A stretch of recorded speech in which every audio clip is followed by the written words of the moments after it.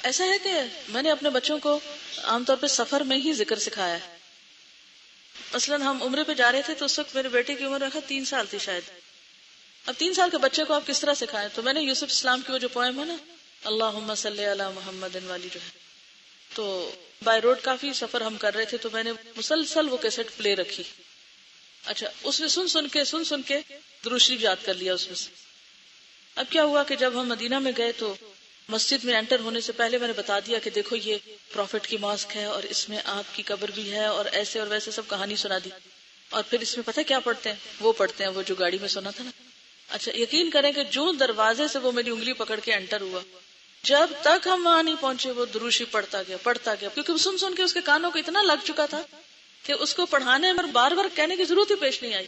ہاں تو اسی طرح اگر آپ اس طرح کی کیسٹس پلے کر کے تسبیحات یا دعائیں، اب دعاؤں کی مزید کیسٹس بھی آئی ہیں جس میں دعائیں سکھائی گئی ہیں، تو میرا خیال ہے شاید یہاں اسٹال پہ اویلیبل بھی ہوں گی، نہیں تو کراچی سے منگوا سکتے. تو ایسی چیزیں سفر کے دوران اگر بچوں کو سنوا دی جائیں یا گھر میں لگا دیں، صبح چند دفعہ بھی سنیں گے تو وہ جو صبح میں سنا ہوتا ہے نا وہ سارا دن منہ پہ دہرائی آتی رہتی ہے. دوسرا یہ ہے کہ میں چھوٹی چھوٹی تسبیحاں یا کوئی اس طرح کی بیگ میں رکھتی تھی. بچے جب چھوٹے تھے سفر کرتے تھے تو تھوڑی دیر میں ہی پوچھنے لگتے ہیں کب آئے گا، لاہور کب آئے گا، فلانی جگہ کب آئے گی. ابھی چڑھے نہیں اور سوال شروع ہو گئے. بڑی پھر مشکل ہوتی ہے نا روک کے رکھنا. تو میں کہتے تھے چلو ہم یہ پڑھیں گے نا اتنا ثواب ہو جائے گا، چلو یہ شروع کرتے ہیں، اور شروع کر دیتے تھے. اچھا تم اتنی دفعہ یہ کر لو، جب یہ انگلیوں کا یہ ختم ہو جائے گا اتنی دفعہ، اچھا اتنی دفعہ کر، پھر خود شروع ہو جاتے، پھر تھوڑا ستایا پھر شروع ہو گئے. تو اس سے یہ ہوتا ہے کہ پھر عادت بھی ہو جاتی ہے. جو ہی بچے گاڑی میں بیٹھیں گے ان کو عادت ہو جائے گی کہ اب یہ ذکر کا ٹائم آ گیا. اچھا پھر میں نے کسی کا پڑھا کہ وہ اپنے بچوں کے ساتھ جب سفر کرتے تھے، بہت پہلے کسی بزرگ کا واقعہ تھا کہ وہ انہیں کہتے تھے اچھا وہ درخت جب تک آتا نا تو تم سبحان اللہ پڑھ لو، اچھا وہ فلانی جگہ وہ عمارت جب تک آتی ہے تو تم یہ دعا پڑھ لو، جب تک فلان. یہ نہیں کہ بہلانے کے مختلف طریقے ہو سکتے ہیں نا. ایک تو یہ کہ آپ کہتے ہیں ذکر کرو، اس سے نہیں ہوتا. اس میں کہ چلو پہلے ہم یہ پڑھتے ہیں اس کا یہ فائدہ ہے. پتہ ہے اس سے کیا ہوگا؟ بچے بعض اوقات کچھ چیزوں کا مطالبہ کر رہے ہوتے ہیں یا کچھ، تو مختلف طریقے ہو سکتے ہیں لیکن جھوٹ کا عنصر شامل نہ ہو. یہ یاد رکھیے کہ دین کے نام پر جھوٹ بولنا قطعاً جائز نہیں. بعض مائیں کیا کرتی ہیں، بچوں سے چیز چھپا کہتی چڑیا لے گئی. یہ غلط ہے. کہاں چڑیا لے جا سکتی ہے؟ کتنا کامن جھوٹ ہے یہ. اچھے بھلے سمجھدار لوگ یہ جھوٹ بولتے ہیں. چیز چھپا کے کہا کوکو لے گئی، وہی تو آج تک سمجھے کوکو ہوتی کون ہے. تو اس طرح کے جھوٹے بہلاوے بھی نہیں ہونے چاہیے کیونکہ جھوٹ ہی ہوتا ہے. ان چیزوں کو اگر نکالیں گے انشاءاللہ تعالیٰ تو زیادہ فائدہ ہوگا. میں تو صاف کہتی چھپا دی، جو کیا وہ بتا دیں، وہ مان جاتے ہیں، پھر نہیں بھی مانے تو نہ صحیح، لیکن جھوٹ کا سہارا لے کے نہیں. تو اسی طرح اگر ان کو اوتھینٹک آپ کے پاس اس کا ثواب ہے وہ بتائیں، آخرت کا بتائیں، جنت کا بتائیں. اور میں تو حتیٰ کہ جب بچوں کو نہلاتی تھی نا تو نہلاتے ہوئے ان کے ہاتھوں سے بہت میل اترتی نا، بچے مٹی میں ہاتھ ڈالتے ہیں تو ساتھ ساتھ جیسے نماز کی عادت یا کچھ جیسے اب نماز پڑھتے ہیں نا اسی طرح میل اترتی ہے. یہ کرتے ہیں تو یوں ہوتا ہے. ماں سب سے بہترین معلم ہو سکتی ہے اپنے بچوں کے لیے کہ ان کو نیچرل وے میں سکھائے.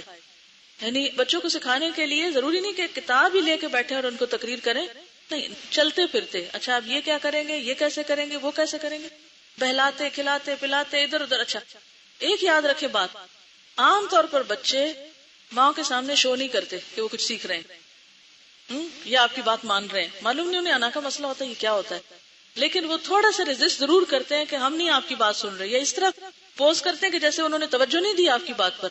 لیکن جب آپ نہیں ہوتے تو وہ کام کر رہے ہوتے ہیں. اس لیے کبھی مایوس نہ ہو بچوں کو سکھاتے اور بتاتے وقت، اور فوراً رزلٹ ایکسپیکٹ نہ کریں، آج نہیں تو کل صحیح، کل نہیں تو پرسوں صحیح. اور ایک بات اگر آپ نہ بھولیں تو زندگی بڑی آسان ہو جائے، اور وہ ہے اللہ سے مدد مانگنا. وَاسْتَعِنْ بِاللَّهِ. جو کام نہیں ہو رہا اللہ سے مدد مانگے. جس کی دوستی اللہ سے ہو گئی اور اللہ سے مضبوط تعلق ہو گیا، فَقَدْ اسْتَمْسَكَ بِالْعُرْوَةِ الْوُثْقَى لَا انْفِصَامَ لَهَا. پھر اللہ تعالیٰ ساتھ نہیں چھوڑتا. ٹھیک ہے. اچھا انہوں نے کہا کہ کیا یہ بک انگریزی میں ٹرانسلیٹ کی جا سکتی ہے کہ کچھ اسٹوڈنٹس اس کو اردو میں نہیں پڑھ سکتے. کی جا سکتی ہے، اور اس کو ٹو دا پوائنٹ بریف ایک پمفلٹ کی شکل دی جا سکتی ہے. اور اس میں خاص طور پر وہ چیزیں جو آپ اسٹوڈنٹس سے ریلیونٹ ہیں ان کو اگر کوئی اسٹوڈنٹ کر سکے تو میں اس کو گائیڈ کر سکتی ہوں. پھر آپ یہاں پر اس کو چھپوا بھی سکتے ہیں یا ایٹ لیسٹ اس کی فوٹو کاپی کر کے جو اردو نہیں پڑھ سکتے ان کو دے بھی سکتے ہیں. کیونکہ یہ ساری کتاب اگرچہ بہت اچھی ہے تو جو کرنے کے کام ہے ان کی الگ ایک لسٹ بن جائے. میرا نہیں خیال اس کتاب میں الگ اس طرح کی لسٹ بنی ہوئی ہو کہ کرنا کیا کیا چاہیے. لسٹ آف کانٹینٹس ہوتا ہے نا بعض اوقات, یہ شروع میں دیا ہوا لسٹ آف کانٹینٹس, لیکن اس طریقے پر نہیں جس سے آپ کو جلدی بات سمجھ میں آئے. مثلا جن چیزوں کی آپ کو عادت ڈالنی ہو, آپ کی ایک پرسنل ڈائری ہونی چاہیے, اس میں آپ اپنے لیے نصیحتیں لکھا کریں کہ مجھے یہ کرنا ہے, اس چیز کی عادت ڈالنی ہے. یعنی کرنے کے کام کے نام سے ایک ڈائری آپ کے پاس ہونی چاہیے کہ جس میں آپ صرف یہ نہیں کہ کرنے کے کاموں میں دوپٹہ رنگوانا ہے اور فلاں کپڑے کو لیس لگوانی ہے, یہ نہیں ہے کرنے کے کام صرف, بلکہ کرنے کے کاموں میں یہ بھی ہے کہ اس تسبیح کی عادت ڈالنی ہے, فلاں چیز کو اپنی زندگی میں شامل کرنا ہے. یعنی نیکیوں میں بھی سبقت لے جانے کے لیے کرنے کے کاموں کا کچھ نہ کچھ آپ ایک حصہ بنا کے رکھیں. میں عموماً 3 طرح کے کام لکھتی ہوں. ایک تو روزانہ کے جو کام ہوتے ہی ہیں الوداع کے یا جو بھی زندگی میں, ایک صحت سے متعلق کوئی بھی ٹپ کہیں سے مل جائے یا کوئی بات کہ فلاں چیز یوں فائدہ دیتی ہے تو وہ الگ لکھ لیتی ہوں. یعنی وہ کرنے کے کام الگ ہیں, یعنی اپنی جسمانی صحت کا خیال رکھنے کے لیے. اور تیسرے روحانی یا نیکی کے کوئی کام کی جو توفیق ہو تو اس کے لیے اپنی یادداشت کے لیے لکھ لیتی ہوں کہ یہ میرے کرنے کے کاموں میں سے. تو اس میں جب کوئی بات نہیں پتہ چلی تو اس لسٹ میں ایڈ کر لی. ٹھیک ہے, تو اس طرح انشاءاللہ العزیز کچھ عرصے تک وہ اگر آپ اپنی لسٹ پڑھتے رہیں تو آپ کو پھر عادت پڑ جاتی ہے, حتیٰ کہ وہ چیزیں آپ کو پھر لکھی بھی نہیں آپ کے اپنے عمل کی لسٹ میں شامل ہو جائیں. پھر بھی یہ ہوتا ہے, پتہ کیا میرے ساتھ تو بہت مشکل یہ ہے کہ مجھے ٹریول بہت کرنا پڑتا ہے, ایک جگہ کہیں ہوتی نہیں تو روٹین نہیں بن پاتی چیزوں کی. بناتی ہوں جب تک وہاں ہوتی ہوں ٹھیک رہتا ہے, جب ٹریول کرتی ہوں, اب 10 دن کے لیے میں اپنے مقام سے نکلی ہوں, 10 دن کے بعد لوٹوں گی تو مجھے ساری چیزوں کا پھر ریمائنڈر چاہیے کہ میں کیا کیا کرتی تھی اور کون سی چیز میری سفر میں چھوٹ گئی. کیونکہ ایک حدیث میں آتا ہے کہ جب کوئی بندہ کسی بھی کام کی پابندی کرتا ہے تو بیماری اور سفر کی وجہ سے اگر وہ کام نہ کر سکے تو اللہ تعالیٰ اس کے نام اعمال میں وہ ایسے ہی پورا پورا لکھ دیتے ہیں وہ عمل. تو اس لحاظ سے مجھے اطمینان بھی ہوتا ہے کہ ٹھیک ہے, اگر میں سفر میں کوئی چھوٹ بھی گیا تو وہ لکھا تو جا رہا ہے اگر گھر میں پابندی ہے اس چیز کی. لیکن ساتھ ہی یہ چیز بھی ہے کہ جب آپ دوبارہ گھر پہنچے تو پھر سفر کا تو وہ بونس ختم ہو گیا, اب تو آپ کو پھر سے وہ سب کچھ کرنا ہی کرنا ہے, تو آپ کو دوبارہ اپنی لسٹ پڑھنے کی ضرورت ہوتی ہے. تو ایک اپنی ڈائری اس طرح کی ضرور بنا چھوڑیں کہ جو آپ نے اس قرآن پڑھنے کے سال میں یا ویسے بھی زندگی میں اچھی عادتوں کے اپنے ساتھ عہد کیے ہیں ان کو آپ کہیں نہ کہیں جوٹ ڈاؤن کر لیں اور وقتاً فوقتاً اپنا دوبارہ جائزہ لیں کہ کہیں یہ عادت چھوٹ تو نہیں گئی مجھ سے, اور اگر کوئی چیز چھوٹ گئی ہو تو اس کو پھر دوبارہ اپنی عادت میں ڈال لیں. ٹھیک, کسی نے کہا جو ذکر دن میں 100 مرتبہ کرنے کو کہا گیا کہ وہ ایک ہی وقت میں لگاتار 100 مرتبہ کیا جائے یا وقفے سے بھی کیا جا سکتا ہے. وقفے سے بھی کیا جا سکتا ہے. بعض اوقات ایسا ہوتا ہے نا, آپ نے ایک کام شروع کیا, سم ٹائم ایسا ہو جاتا ہے کہ میں جیسے اپنی گاڑی میں بیٹھی ہوں, میں نے شروع کیا ذکر, اتنے میں ٹیلی فون آ گیا. اب آپ دیکھیں کہ اگر کسی نے ٹیلی فون کیا تو ہو سکتا ہے اس میں بھی کوئی مسئلہ پوچھے مجھ سے تو میرا بہت ثواب جمع ہو جائے. کہتے ہیں نا دال علی الخیر کفاعلہ, نیکی کا رستہ بتانے والا جو ہے وہ ایسے ہی جیسا کرنے والا. تو اس لیے عام طور پر میں ٹیلی فون کال سے گھبراتی نہیں ہوں. اگر میرے پاس وقت نہ ہو, جیسے اب کلاس میں بیٹھی ہوں تو اب تو میں اٹینڈ نہیں کر سکتی نا, تو میں کوشش کرتی ہوں کہ میکسیمم میں لوگوں کے سوالوں کے یا مسئلے مسائل کے جواب دے دوں. لیکن جب مصروفیت ہے تو پھر مصروفیت ہے, پھر نہیں بھی جواب دے سکتی. تو اس وقت پھر کیا ہوتا ہے کہ میں وہ تسبیح روک کے پھر کیا کرتی ہوں, سوال کا جواب دیتی ہوں. اور اب کیا ہے کہ وہ کٹ گیا, بریک آ گئی. اب دوبارہ جب آپ ریزیوم کریں گے تو وقفہ تو آ گیا. بعض اوقات یہ بھی ہوتا ہے کہ کوئی ایسا کام پڑ جاتا ہے کہ آپ 5-10 منٹ کے بعد بھی نہیں شروع کر سکتے. ہو سکتا ہے آپ دوپہر میں پھر کریں, ہو سکتا ہے شام میں کریں. تو وقفہ پڑھنے سے حرج نہیں ہے اگر جان بوجھ کے نہ ٹال مٹول کی جائے.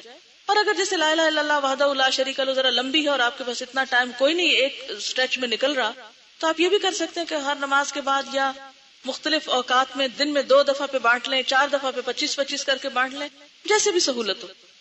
کسی نے لکھا کہ میری طبیعت بوجھل رہتی ہے, نماز پڑھنے میں دل نہیں لگتا, دعا مانگنے کو بھی دل نہیں کرتا, ایک دم اٹھ جاتی ہوں, مشکلات زیادہ لگتی ہیں, خدا کے لیے بتائیں میں کیا کروں. اصل میں 2-3 وجوہات ہو سکتی ہیں. ایک تو یہ کہ فزیکلی آپ بیمار ہیں, کیونکہ یہ نارمل شخص کی کیفیت نہیں ہوتی. جو ایک نارمل ہیلدی شخص ہے وہ نماز کے وقت ایکٹیو ہوگا.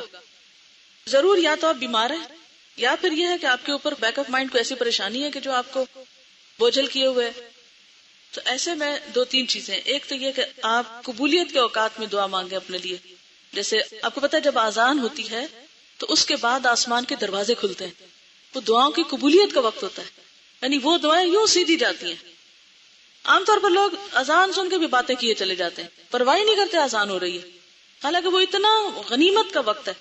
تو شکر کیا کرے، سب کام چھوڑ کے خاموش ہو جایا کرے، اذان کا جواب دے کے اپنے لیے خوب دعا کیا کرے، جو بھی آپ کی مشکل ہے، اپنی اس مشکل کے لیے بھی، اور اگر کوئی اور مشکل اس کا سبب ہے، ایک ہوتا نا ظاہر سبب اور ایک ہوتا پیچھے، تو بعض اوقات ہم ظاہری سبب کو ٹریٹ کرتے رہتے ہیں. اگر آپ مجھ سے کہیں کہ مجھے کوئی وظیفہ بتائیں کہ میرا نماز میں دل لگے، تو اس سے نہیں بات بنے گی. دیکھنا یہ پڑے گا کہ وہ ریزن کیا ہے جو آپ کے پیچھے ہے، اس کو ہٹائیں گے تو آپ کا یہ مسئلہ بھی حل ہو جائے گا. جیسے بعض بیماریاں ایسی ہوتی ہیں نا، سر درد ہے تو اب سر درد کوئی بیماری تھوڑی ہے، ہو سکتا ہے آئی سائٹ خراب ہو یا آپ کے اسٹمک میں کوئی پرابلم ہو، تو وہ سر درد بذات خود کوئی چیز نہیں ہے، سر درد کے پیچھے سبب ہوتا ہے کوئی. تو اگر آپ سبب نہیں دور کریں گے تو سر درد ٹھیک نہیں ہوگا. اسی طرح اور بھی بہت سی بیماریاں ہوتی ہیں کہ جس میں سبب چھپا ہوا ہوتا ہے، اس سبب کو آپ نکالیں، اپنے آپ کو انالائز کریں کہ مسئلہ کیا ہے میرے ساتھ. It's not a healthy sign. ایک نارمل شخص تو ایسے نہیں ہوتا. تو ریزن جان کے اس کا علاج کریں. اگر آپ سمجھتے ہیں کہ اس کے پیچھے کوئی مسئلہ ہے، آپ کی پریشانی ہے یا کچھ، تو آپ اس کے لیے اللہ سے دعا کریں قبولیت کے اوقات میں. تہجد کا وقت، سحری کا وقت جو ہے، اب رمضان آ رہا ہے تو آپ کو پورا مہینہ سحری کے وقت ملیں گے انشاءاللہ تعالی. تو ہم سارا سال اگر نہیں کر سکتے تو کم از کم رمضان میں تو کریں. تو آپ سحری کے وقت استغفار کریں. تو وہ بالاسحار هم یستغفرون، کہ سحری کے وقت وہ استغفار کرتے ہیں. ایک تو یہ ہو سکتا ہے. دوسرا یہ ہے کہ آپ کچھ چیزوں میں بندوں سے بھی مدد لیں. کیسے؟ انیشیئر کریں، کسی کے ساتھ ڈسکس کریں، حل پوچھیں جو آپ کو صحیح ایڈوائز کر سکے. لیکن یہ عادت نہ بنا لیں، اس سے مسئلہ بیان کیا، اس سے کیا، اس سے کیا، اس سے کیا. جب ایک مسئلے کو بہت کثرت سے بیان کیا جاتا ہے تو وہ نہ ہوتے ہوئے بھی بن جاتا ہے.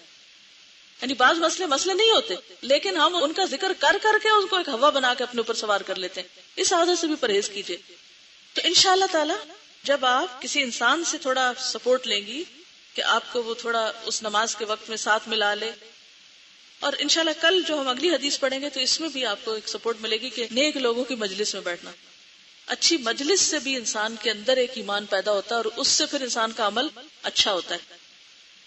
اگر فجر کی نماز پڑھنے کے بعد اشراق کے وقت تک مسلسل بیٹھے رہے تو عمرے کا ثواب ملتا ہے. جی بالکل یہی ہے. تو یہ کہتی ہیں کیا اٹھ کر کتابیں وغیرہ لے کر دوبارہ بیٹھے تو اس سے وہ ہوتا ہے کہ نہیں؟ تو پہلے ہی رکھ لیں. اچھا ایسا ہے، ہاسٹل کے حوالے سے صبح کے وقت جس طرح قرآن کی تلاوت کی آوازیں آنی چاہیے اس طرح کی مجھے نہیں آتی. ہو سکتا ہے آپ لوگ میرے اٹھنے سے پہلے ہی تلاوت کر لیتے ہوں. میں اچھا گمان رکھتی ہوں آپ کے بارے میں، لیکن دعاؤں کی آوازیں تو مجھے آ رہی ہوتی ہیں صبح شام کی. لیکن جس طرح تلاوت قرآن کی آواز زیادہ دیر تک گونجنی چاہیے، مجھے نہیں پتا آپ روز کیا پڑھتے ہیں. پڑھتے ہوں گے ضرور. کیا پڑھتے ہیں؟ کتنا پڑھتے ہیں روز؟ ناظرہ کتنا پڑھتے ہیں روز؟ ہاں روزانہ اپنا ناظرہ قرآن کتنا پڑھتے ہیں جو سال میں کم از کم ایک دفعہ ختم ہونا چاہیے؟ کتنا پڑھتے ہیں؟ سب آدھا پارا پڑھتے ہیں؟ صرف تجوید کرتے ہیں؟ دیکھا نا، میں بھی کہتی تھی گڑبڑ کیا ہے. صرف تجوید از ناٹ تلاوت قرآن. مجھے نہیں سمجھ آتی کہ آپ دعاؤں میں اتنی دیر اونچی اونچی وہ تو پڑھتے رہتے ہیں، قرآن اونچا نہیں پڑھتے. وائے؟ ایک بندہ نہیں جس کے پاس عقل ہو. ہاں یہی تو میرا حسن ظن تھا. کہتے ہیں چھت پہ جا کے پڑھتے ہیں تاکہ آسمان تک جلدی پہنچے ان کی تلاوت. میں تجوید ٹائم کی بات نہیں کر رہی، میں ناظرہ قرآن پڑھنے کی بات کر رہی ہوں جو روزانہ کی آپ کی روٹین اور عادت میں شامل ہونا چاہیے. جس طرح وہ فرما رہی ہیں آدھا پارا پڑھتے ہیں، بلند آواز سے تلاوت کی بات کر رہی ہوں جس سے پوری بلڈنگ گونج جائے. ہاں یہاں کوئی انسان رہتے ہیں، اللہ والے رہتے ہیں. وہ آوازیں مجھے نہیں آتی. نبی صلی اللہ علیہ وسلم جب صحابہ کرام کے گھروں کے پاس سے گزرتے تھے تو آوازوں سے پہچانتے تھے یہ کس کا گھر آ گیا اور یہ کس کا آ گیا. مجھے تو کوئی پتہ نہیں چلتا. بیٹھ کے میں نے آج دیکھا کوئی گروپ باتیں کر رہا تھا. کر تو اچھی رہے ہوں گے لیکن ہر وقت باتوں سے نہیں بات بنتی. اس وقت دیکھ کے مجھے سخت تکلیف ہوئی. پتہ نہیں کون تھے کون نہیں. میں نے تو نظر بھر کے بھی نہیں دیکھا کہ میں کسی کو پہچانوں نہ، کہ میرے دل میں کسی کے بارے میں ایسا خیال نہ ہے کہ یہ کیوں اس طرح کر رہے ہیں. میرا خیال ہے بہت ہی اچھا کچھ کر رہے ہوں گے، لیکن وہ وقت گروپ ڈسکشن کا نہیں ہے اور نہ باتیں کرنے کا. وہ قرآن پڑھنے کا وقت ہے. میں کہہ ہاسٹل والوں کو رہی ہوں لیکن میری بات سب کے لیے. یہ مت سوچے کہ میں نے ان کو نشانہ بنایا ہوا اور ان کے پیچھے پڑ جاتی ہوں. ہر دفعہ آتی ہوں کبھی جھاڑو پہ بات اور کبھی کسی پہ کبھی کی. لیکن تربیت اسی چیز کا نام ہوتا ہے. پہلے تو میں ہاسٹل کے اندر رہتی ہوتی تھی نا تو میں بہت کچھ اور بھی دیکھتی رہتی تھی، لیکن اب مجھے چانس کم ملتا ہے. کسی صاحبہ کو میں نے دیکھا کہ وہ باہر کوریڈور میں نکل کے بال کنگھی کر رہی ہیں. وہ سخت پریشانی ہوئی کہ دوسرے گھر میں سے اگر کوئی دیکھ رہا ہوگا تو کیا بنے گا. ہم سب خواتین کے لیے یہ بات ہے، وہ صرف اس خاتون کے لیے نہیں ہے، وہ اس پر بیٹھی ہوگی کہیں سن رہی ہوگی، میں نے نہیں پہچانا وہ کون تھی، لیکن کیا گھر میں آپ بالکنی میں نکل کے بالوں کی کنگھی کریں گے؟ کیوں نہیں کریں گے؟ صحن میں نکل کے یا برآمدے میں نکل کے، اور وہ بھی اوپر والے کسی حصے میں یا کسی کھڑکی کے سامنے کھڑے ہو کے آپ بال ٹھیک کریں گے؟ کیوں نہیں کریں گے؟ وجہ کیا پتا راستے سے کوئی مجھے دیکھ رہا ہو، کیا پتا کسی اور گھر کی کھڑکی سے کوئی مجھے جھانک رہا ہو، میں اتنی سستی ہوں کہ سب کے سامنے بال پھیلا کے کھڑی ہو جاؤں اور لوگ مجھے دیکھیں، وائے؟ کیوں مجھے دیکھیں؟ آپ کو اپنے آپ کی کوئی فکر نہیں؟ آپ کو اپنی کوئی قدر و قیمت نظر نہیں آتی؟ آپ کیوں ہر ایک کے لیے اویلیبل ہوں کہ آپ ان کو نظارہ کروائیں؟ مجھے پتا ہے میرے لفظ بہت سخت ہے، لیکن مجھے سمجھ نہیں آتی. میں کہتی ہوں کہ عورت تو اتنی قیمتی چیز ہے کہ اس کا حسن ہر ایک کے لیے نہیں ہے، وہ ہر ایک کو دکھائے، کیوں ہم اپنی نمائش کریں؟ تو ایسی جگہوں سے بھی پرہیز کریں کہ جہاں آپ کی نمائش ہونے کا اندیشہ ہو. ٹھیک ہے نا؟ اب اگر کوئی اور آپ کو دیکھتا ہے تو گناہ کس پہ جائے گا؟ اس پہ کہ آپ پہ؟ اس پہ تو جائے گا اگر اس نے نئی نگاہ پھیری، لیکن اس سے زیادہ آپ پہ جائے گا کہ آپ سبب بنے. آپ نے فتنے کو دعوت دی، ہو سکتا ہے آپ بے سمجھی میں ہی کھڑے ہو سکتا ہے آپ سوچ رہے ابھی تھوڑا تھوڑا اندھیرا ہے، لیکن اگر اس اندھیرے میں مجھے کارنر سے نظر آ رہا ہے تو سامنے والی کھڑکی تو مجھ سے کم فاصلے پر ہے. کوئی چوکیدار جاگ رہا ہو، کوئی سڑک سے گزر رہا ہو، کوئی کہیں سے، تو میرا خیال ہے یہ معیوب عمل ہے. ٹھیک ہے نا؟ مجھے نہیں پتا وہ جو بھی تھا، وہ مت سوچے کہ میں ان کا کوئی ایپ کھول رہی ہوں، لیکن میں ایک جنرل سی بات کر رہی ہوں کہ یہ معیوب عمل ہے کہ ہم جہاں آدمی کھڑے ہوں وہاں کھڑے ہو جائیں کنگھی کرنے، یا جہاں سے پتا ہو ہمیں یہاں سے کوئی گزر سکتا ہے. ہمیں خود اپنے آپ کو بچانا چاہیے. ٹھیک ہے؟ دوسری بات یہ ہے کہ صبح کے وقت ہر ایک کو مناسب آواز سے قرآن اونچا پڑھنا چاہیے. اونچا پڑھنے کا کیا فائدہ ہوتا ہے؟ آپ کو ایک انرجی ملتی. قرآن شفا ہے، آپ کی بہت سی بیماریوں کا علاج ہے. یہ جو روحانی اور یہ بوجھل ہیں اور دل نماز میں نہیں لگتا، ان سب کا بھی علاج ہو جائے گا اسی میں. ٹھیک ہے؟ اور صبح کے وقت میں کوئی ڈسکشن گروپ نہ رکھا کریں. صبح کے وقت باتوں کا وقت نہیں ہوتا، وہ اتنا روحانی نورانی وقت ہوتا ہے کہ جس میں ہمیں اللہ سے زیادہ رابطہ رکھنا چاہیے. ذکر کے ذریعے، ٹھیک ہے اگر آپ کا امتحان ہے آپ پڑھ لیں، کوئی حرج نہیں، پڑھیں آپ. اسی طرح آپ کو پتا ہے کہ اس وقت ہمارے جسم میں میکسیمم ہارمونز ریلیز ہو رہے ہوتے ہیں. پورا انرجی کا وقت ہوتا ہے، پورا ایک قوت کا وقت ہوتا ہے. اس وقت کو آپ اگر مطالعے میں گزارتے ہیں، ویل اینڈ گڈ، پڑھ لیجئے، کوئی حرج نہیں. لیکن بیسٹ کیا ہے کہ کم از کم 1 ربع قرآن، اگر 1 ربع بھی کریں گے 4 دن میں سے 12 ہو جائے گا. آپ یہ دیکھیے کہ آرام سے سال میں پھر رمضان سے رمضان تک آپ کا روزانہ ایک سموتھ ناظرے کا جو ہے نا قرآن ختم ہو جائے گا، اگر بیچ میں سے چھٹیاں وٹیاں پیریڈز کی وہ سب نکال دیں. اور باقی یہ ہے کہ صبح شام کی جو دعائیں ہیں وہ ایک دفعہ ایک جگہ بیٹھ کے بلند آواز سے چند دن تو پڑھیں سیکھنے کے لیے، لیکن باقی پھر یہ ہے کہ آپ کو اپنی اپنی پڑھنے کی عادت ہونی چاہیے. کیوں؟ ساری زندگی آپ نے ہاسٹل تھوڑی رہنا ہے کہ سب کے ساتھ مل کے آپ راگ لگائیں گے تو تب آپ، کیونکہ پھر عادت اس طرح ڈیولپ ہو جاتی ہے. پتہ ہے آپ کو جو کام جیسے کرتے رہے نا اس کی عادت پڑ جاتی ہے، اور پھر اس عادت سے نکلے تو ہم ٹوٹ پھوٹ جاتے ہیں، پھر عادت نہیں رہتی ہماری. تو انڈیپینڈنٹ رہیں، دوسروں پہ ڈیپینڈ مت کریں. آپ کو اپنی عبادات میں، اپنے نفسیاتی مسائل میں، اپنی روحانی قوت میں سیلف موٹیویٹڈ اور انڈیپینڈنٹ ہونا چاہیے. ٹھیک ہے کسی وقت انسان گھبرا جاتا ہے، دوسرے پہ بھی سہارا لے لیتا ہے، لیکن ہر وقت سہاروں کی تلاش میں نہ رہا کریں. اللہ کو اپنا سہارا بنائیں.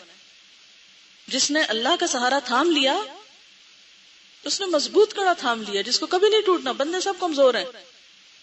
تو کیا کہا ہے میں نے؟ کیا کرنا ہے سویرے؟ کم از کم 1 ربع. اگر آپ آدھا پارا بھی پڑھ سکتے ہیں تو بہت اچھا. اٹ ڈیپینڈس کہ آپ کے پاس ٹائم کتنا ہے. ٹیسٹ نہ ہو تو زیادہ پڑھ لیں، ٹیسٹ ہے تو آپ، لیکن ربع سے کم پہ نہیں جائیں. قرآن کی روانی اتنی ہو جائے گی انشاءاللہ. 2 طرح کے لوگ میں نے زندگی میں دیکھے ہیں، ایک وہ جو ریگولر قرآن کی تلاوت کرنے والے ہیں، اور ایک اس کی عادت نہ رکھنے والے. دونوں کی قرآن کی قرات میں فرق ہوتا ہے. جو ریگولر نہیں کرتے وہ ضرور بھولتے ہیں قرآن پڑھتے وقت، زبر زیر کی غلطی کریں گے. کہیں جتنی مرضی کی تجوید سیکھ لیں. میں نے بہترین سے بہترین مقابلے کرنے والوں کو عام زندگی میں قرآن کی آیتیں غلط پڑھتے ہوئے سنا ہے. سب سے بڑی وجہ یہ کہ روز نہیں پڑھتے. جو روز پڑھتا ہے وہ غلطی نہیں کرتا، کیونکہ قرآن اس کو ایسے نگاہوں کے سامنے ہوتا ہے. نبی صلی اللہ علیہ وسلم نے فرمایا اقرأ القرآن فإنه يأتي یوم القیامت شفیعا لأصحابہ. قرآن پڑھا کرو، کیونکہ قیامت کے دن قرآن اپنے پڑھنے والوں کے لیے، اپنے دوستوں کے لیے، صاحب کس کو کہتے ہیں؟ ساتھی، اپنے دوستوں کے لیے سفارشی بن کے آئے گا. ٹھیک ہے، صبح کا مانتے سب اپنی جگہ. پھر ربع کے لیے کتنے منٹ لگیں گے؟ صبح ایک دفعہ آپ دیکھ لیں کہ آپ کے ٹائم میں کتنے منٹ لگتے ہیں. ٹھیک ہے، ہاسٹل میں رہنے میں بہت سے کام اکٹھے کرنے میں فائدہ ہوتا ہے، لیکن ہر کام اکٹھے نہ کیا کریں. ہر کام اکٹھے، ہر کام اکٹھے، ہر کام اکٹھے، انڈیویجول لائف بالکل ہی ختم ہو کر رہ جاتی ہے. کچھ ٹائم انڈیویجول بھی ہونا چاہیے جس میں آپ اپنے آپ کو سیلف خود پابندی کرا سکیں. یہ نہیں کہ آپ کے پیچھے ایک ڈنڈا لے کے لگے ہوئے ہیں، ادھر کھڑے ہو جاؤ ادھر کھڑے ہو جاؤ، ہر وقت بکریوں کی طرح ہانکا جا رہا ہے. یہ کیا زندگی ہے؟ ٹھیک ہے نا، آپ خود باشعور انسان ہیں، آپ کو بس ٹارگٹ دینا چاہیے یہ کام آپ نے کرنا ہے، اور اس کے بعد آپ خود کر کے آئیں. میرے خیال ہے نہیں کرتے ہوں گے نا، پھر اسی لیے انہوں نے حل سوچا ہوگا کہ آپ کو اکٹھے ہی کر کے نظروں کے سامنے بٹھا کے پھر آپ سے کروایا جائے. تو آپ کیوں موقع دیں کہ آپ کو ساتھ اس طرح کا سلوک ہو. یہ کہہ رہی ہیں کہ اکثر لوگ تو خود ہی کرتے ہیں، سب کام کر لیتے ہیں، لیکن چند لوگ نہیں کرتے، تو ان کا کیا کیا جائے. اچھا مجھے یہ بتائیے کہ امر بالمعروف اور نہی عن المنکر کس کی ذمہ داری ہوتی ہے؟ سب کی ہے کہ نہیں؟ کنتم خیر امت، یہ تو اب سب نے پڑھ لیا ہے نا. تو یہ جو ذمہ داری ہے نا امر بالمعروف اور نہی عن المنکر کی، یہ صرف وارڈن کی نہیں ہوتی، یہ صرف ماں کی نہیں ہوتی، یہ صرف بڑوں کی نہیں ہوتی، یہ سب کی ہوتی ہے. اگر کوئی شخص غلط کام کر رہا ہے، رول نہیں فالو کر رہا ہے، یا کوئی توڑ رہا ہے یا کچھ، آپ کا کیا فرض بنتا ہے؟ جا کے وارڈن کو شکایت کریں جلدی جلدی، یا ٹیچر کو شکایت کریں. کوئی شخص غلطی کر رہا ہے، آپ کیا کریں گے؟ اسی وقت پیچھے پڑ جائیں گے؟ 10 لوگ آ جائیں گے اس کو امر بالمعروف کرنے، کیا کریں گے؟ پہلے تو جائزہ لیں گے مسئلہ کیا ہے. مسئلہ سمجھے بغیر ہاتھ مت ڈالیں، ناکامی ہوگی. آبزرو کریں بات کیا ہے. کوئی شخص ایک کام کیوں نہیں کر رہا، چاہے آپ کا بچہ ہے، چاہے آپ کی کوئی دوست ہے، چاہے کوئی بھی ہے، پہلے خوب جائزہ لیں کہ اس شخص کا مسئلہ کیا ہے. مسئلہ سمجھ کے پھر آپ دیکھیں کہ وہ ہمدردی کا مستحق ہے یا ڈانٹ کا مستحق ہے یا پھر کسی اور مدد کا مستحق ہے. کیا کرنا چاہیے اس کے ساتھ کہ اس کو اس دلدل سے کھینچ کے باہر نکالا جائے. لا تعلق انسانوں کی طرح ہمیں نہیں رہنا چاہیے ایک دوسرے کے ساتھ. ہر مسلمان کا دوسرے مسلمان پہ حق ہے.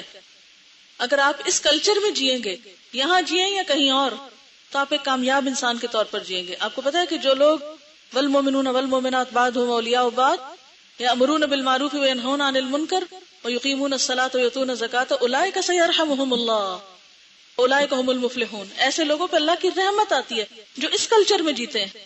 کس کلچر میں؟ امر بالمعروف اور نہی عن المنکر کے، کہ لوگوں کو نیکی پہ لگانا، اور اگر کوئی غلط کر رہا ہے تو اس کو پیار سے محبت سے کسی نہ کسی طرح، ہر ایک اپنی نگاہ کھلی رکھے، ہر ایک کے اوپر لازم ہے. یہ نہیں کہ کوئی غلط کر رہا ہے تو آپ جلدی سے دوڑے اور اس کی شکایت کر کے آئے اور ایک لمبا سا خط لکھے فلاں لڑکی تو یہ اور یہ غلط کام کرتی. یہ نہیں طریقہ. طریقہ کیا ہے؟ اس کی مدد کریں. انصر اخاک ظالما او مظلوما، اپنے بھائی کی مدد کرو خواہ ظالم ہو یا مظلوم.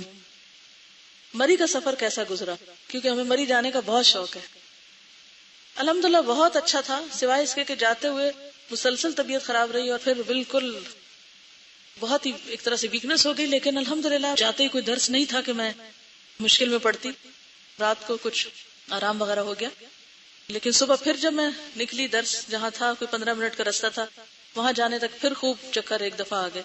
لیکن الحمدللہ لڑکیوں نے اور ٹیچرز نے اور اسٹوڈنٹس نے اور لوگوں نے اتنا ڈسپلن کا مظاہرہ کیا، اتنی اچھی باتیں کی کہ سب تکلیفیں بھول گئی. اور الحمدللہ بہت اچھا رہا. یعنی سب کو دیکھ کر بہت خوشی ہوئی. اور سب سے زیادہ اچھی بات جو لگی وہ یہ کہ ان بچیوں کے اندر چمکتی آنکھیں، ایکٹیو ہو کے بیٹھنا اور ان کا اچھا رسپونڈ کرنا، اور جو تاثرات تھے وہ بھی اچھے تھے.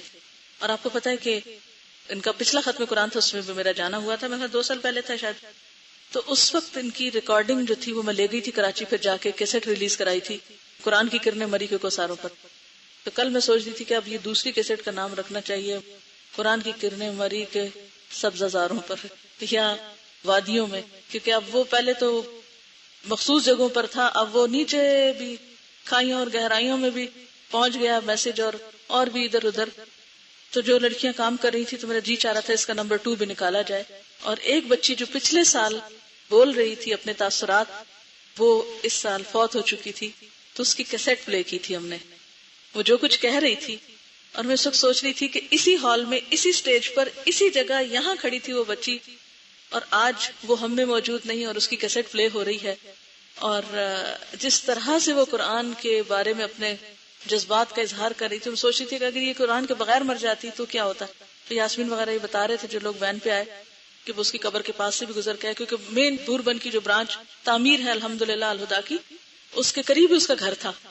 اور آپ کو پتا مری میں کوئی ایک قبرستان نہیں بڑا ہوتا, لوگ اپنی اپنی زمین میں دفنا دیتے ہیں جہاں جہاں انہوں نے جگہ رکھی ہوتی, تو بالکل برانچ کے قریب ہی اس کی قبر موجود ہے. یہ نہیں کہ ان کو مزار ادھر لا کے بنایا گیا, لیکن وہ اپنے طریقے کے مطابق جیسے دفناتے ہیں اپنے علاقے میں اسی طرح. تو میں سوچ رہی تھی کہ آج وہ مٹی کے اندر ہے, ہم بھی بہت جلد وہاں پہنچنے والے ہیں. کاؤنٹ ڈاؤن تو شروع ہو چکا ہے نا, ڈے 1 سے ہر روز ایک دن ختم ہو جاتا, مائنس ہو جاتا ہے. تو خیر وہ جب اس کی پلے کرائی گئی کیسٹ تو سب بچیاں بہت رو رہی تھی. اور اس کے بعد پھر ہم نے دنیا کیا مسافر لگایا, اور اس بیچ کی بھی ایک بچی کو بلڈ کینسر ہو گیا اور وہ بھی فوت ہو گئی اس سے پہلے کہ اس کا کورس مکمل ہوتا. اور تنظیم اس کا نام تھا, پچھلے رمضان میں اس کی ڈیتھ ہوئی. رمضان کے شروع میں ان لوگوں نے پلان کیا کہ ہم غریبوں کے لیے کھانا پکا کے تو بانٹیں گے, اور وہ چند دن آئی کہ میں بھی اپنا حصہ ڈالوں گی. پھر اس کے بعد اس کی طبیعت زیادہ خراب ہوگی اور اسی رمضان میں اس کی ڈیتھ بھی ہو گئی. تو بات یہ ہے کہ ہم سب نے بھی جانا, لیکن ہم بھی سوچیں کہ ہماری کیا تیاری اور ہم کس طرح اپنے وقت کو گزار رہے ہیں, کیونکہ موت کسی کا بھی انتظار نہیں کرے گی. کوئی اچھا کام کر رہا ہے یا نہیں کر رہا, سب کے لیے آنا ہے اس نے. تو ہم سب کو اپنے لیے کچھ نہ کچھ کر لینا چاہیے اور انتظار زیادہ نہیں کرتے رہنا چاہیے کہ پھر کر لیں گے. صبر اور حلم میں کیا فرق ہے؟ صبر تو وسیع ٹرم ہے, حلم آہستگی اور رک جانا اور بردباری اور کسی کی بات کو برداشت کر جانا اس معنی میں آتا ہے, یا مشقت کو اپنے اوپر لے لینا. حلم کا ترجمہ کیا کیا جاتا ہے؟ بردباری. برد کس کو کہتے ہیں؟ بوجھ کو, یعنی بوجھ اٹھا لینا, یعنی کوئی ذمہ داری یا بوجھ یا کوئی بھی چیز اٹھا کر یعنی اس کو ایکسپٹ کر لینا, قبول کر لینا اس مشکل کو. کیا شیطان اور نفس الگ الگ چیزیں ہیں؟ جی ہاں, شیطان اور نفس الگ چیزیں ہیں, دو الگ اینٹیز ہیں. ہم نے وعدہ کیا تھا سب نے ایک, اور وعدہ خلافی ہو رہی ہے کہ جلد بازی سے نجات کے لیے کیا تجویز آپ نے سوچی. انہوں نے لکھا ہے 2 طریقے اپنانے کی کوشش کی. کہتی اگر میں چل رہی ہوں اور کوئی بات کرنا چاہے تو مناسب جگہ پر رک کر توجہ سے بات سنتی ہوں. اگر مجھ پر کوئی مشکل آئے یا کوئی غصہ کرے تو اس کے تھوڑی دیر بعد اپنے آپ کو ریاکشن سے روک لیتی ہوں. بہت اچھا ہے. ہاں, کوئی اور بتائے گا کیا سوچا آپ نے جلد بازی سے رکنے کا طریقہ؟ یہ سوچا ہی نہیں. یہ کہہ رہی ہے کہ بعض اوقات کوئی کام کرنے کا وقت جو ہوتا ہے اس کو بڑا ڈیلے کر دیتے, تو پھر آخری مومنٹ پہ جب کرتے ہیں تو تیز کرتے ہیں. یعنی کہ تعویل سے اور ڈھیل سے کام نہ لے, وقت پر کام کرنے کی کوشش کرے, اس سے بھی ٹھہراؤ آئے گا. یہ بھی ایک طریقہ ہے کہ آپ ہر چیز کا ایک وقت مقرر کر لیں اور اس کے اندر اس کو کرنے کی کوشش کریں, تو پھر اگلے کام کے لیے بھی صحیح وقت مل جائے گا. عام طور پہ نماز کے بعد جلدی اٹھنے کو دل چاہتا ہے کیونکہ کام یاد آتے ہیں نا نماز میں عام طور پہ زیادہ, تو پھر اگر انسان اس وقت اپنے آپ کو تھوڑی دیر روک لے تو اس سے بھی ٹھہراؤ پیدا ہو جاتا ہے. کسی نے چھوٹا سا ایکسپیرینس لکھا ہے, کہتی ہے کہ میں اپنی خالہ کے گھر گئی تو ان کی 6 سال کی بیٹی نے مجھے اور میری والدہ کو سلام نہ کیا. اس کی بڑی بہن نے اسے کان سے پکڑا اور کہا سلام کرو. میرے ذہن میں آیا جب اس بچی کو سلام کا شعور ہی نہیں تو اس کا کیا قصور. میں نے گھر آ کر بہت سوچا, پھر آخر میں نے ان کی مدر کو کال کیا, بات کی کہ اگر آپ کو واقعی دلچسپی ہے کہ بچے کچھ دین پہ عمل کریں اور جانیں تو سنڈے کے دن صرف 1 گھنٹہ مجھے دے دیں. میں نے 2-3 فیملیز کو کال کیا اور آخر 10 بچے اکٹھے ہو گئے. اب آنے والے سنڈے کو میری پہلی کلاس ہے جس میں ان کو دین کی باتیں اور چھوٹی چھوٹی دعائیں یاد کراؤں. وہ بچے بھی خوش ہیں, تو ہمیں کسی بھی نیک کام کے انتظار میں دیر نہیں کرنا چاہیے کہ ڈپلوما ملے گا تو کریں گے. آپ بھی بچوں کو گائیڈ کر سکتے ہیں کیونکہ رسول اللہ صلی اللہ علیہ وسلم بچوں سے بہت پیار کرتے تھے. اچھی بات ہے, لیکن بچوں کو آپ بہت زیادہ بوجھل نہ کیجیے گا بڑی باتوں سے. کہانیوں سے شروع کریں, اور کہانیوں میں سے حضرت آدم علیہ السلام کا واقعہ شروع کریں. قصص القرآن بہت زبردست طریقہ ہے بچوں کی اصلاح کا, کیونکہ سٹوری ٹیلنگ جو ہے وہ بچوں کو اٹریکٹ بھی کرتی ہے, اور اسی سٹوری میں آپ ان کے کردار کو واضح کر کے عمل کی طرف لے جا سکتے ہیں انہیں, اور ساتھ چھوٹی چھوٹی سنتیں بتا سکتے ہیں انہیں. یہ لکھتے ہیں کہ I don't know how but hadith of Rasul Allah sallallahu alaihi wasallam has brought a dramatic change in my personality. I have become more patient, calm and peaceful. Advanced course میں آج کل میرے خیال ہے صحیح بخاری چل رہی ہے, اس میں کوئی شک نہیں. اس دفعہ میں نے جو رمضان پروگرام ریکارڈ کرائے ان کی تھیم ہے لقد من اللہ علی المؤمنین اذ بعث فیہم رسولا من انفسہم یتلو علیہم آیاتہ ویزکیہم ویعلمہم الکتاب والحکمہ وان کانوا من قبل لفی ضلال مبین. تو اس آیت کو میں نے پچھلے 2 ہفتوں میں میرے خیال ہے کم از کم 100 دفعہ سنا ہوگا. یعنی گنتی میں کمی بیشی ہو سکتی، زیادہ بھی ہو سکتا اور کم بھی، لیکن بہت زیادہ سنا میں نے اسی آیت کو ریپیٹڈلی. اب جب اس بات پر آتی تھی میں کہ یتلو علیہم آیاتہ فائن ہو رہا ہے، یعلمہم الکتاب ہو رہا ہے، الحکمت نہیں ہو رہا، اس درجے کا نہیں ہو رہا، تو مجھے اس بات کا شدت سے احساس ہوا کہ مجھے یعنی قرآن پاک تو میں نے کافی سال پڑھایا، لیکن کچھ وقت اب مزید مجھے حدیث پڑھانے میں لگانا چاہیے، کیونکہ اللہ تعالیٰ نے قرآن پاک میں ان دونوں چیزوں کا ساتھ ساتھ ذکر کیا ہے، یعلمہم الکتاب والحکمہ. تو جیسے کتاب کی تعلیم ہے، اسی طرح حکمت کی تعلیم ضروری ہے. اور یہ حکمت، یہ وزڈم کی باتیں کیا ہیں؟ نبی صلی اللہ علیہ وسلم کے جو اقوال ہیں، اور اسی لیے وہ جو قال رسول اللہ صلی اللہ علیہ وسلم والی کتاب، آج کل کراچی میں وہ کتاب پڑھا رہی ہوں میں، ابھی پوری تو نہیں ہوئی لیکن بہت کم ابھی پڑھایا ہے، کیونکہ ایک دفعہ میں ایک ہی حدیث پڑھا پاتی ہوں. اور اس میں یزکیہم کا بھی الحمدللہ کچھ نہ کچھ سلسلہ جاری رہتا ہے، لیکن مجھے واقعی جس چیز کی شدت سے کمی ہوئی وہ حکمت کی تعلیم تھی. آپ کے کورس میں جس کا پورشن بہت کم ہے، اور اس کے لیے ایڈوانس کورس میں آتا ہے ایک بڑا پورشن، لیکن کوشش ہم یہ کر رہے ہیں کہ ایسا سلیبس تیار ہو جائے جو آپ کو اس ڈپلوما کورس میں قرآن کے ساتھ ساتھ الگ طور پر ان ڈیٹیل تھوڑا وزڈم لٹریچر بھی دیا جائے.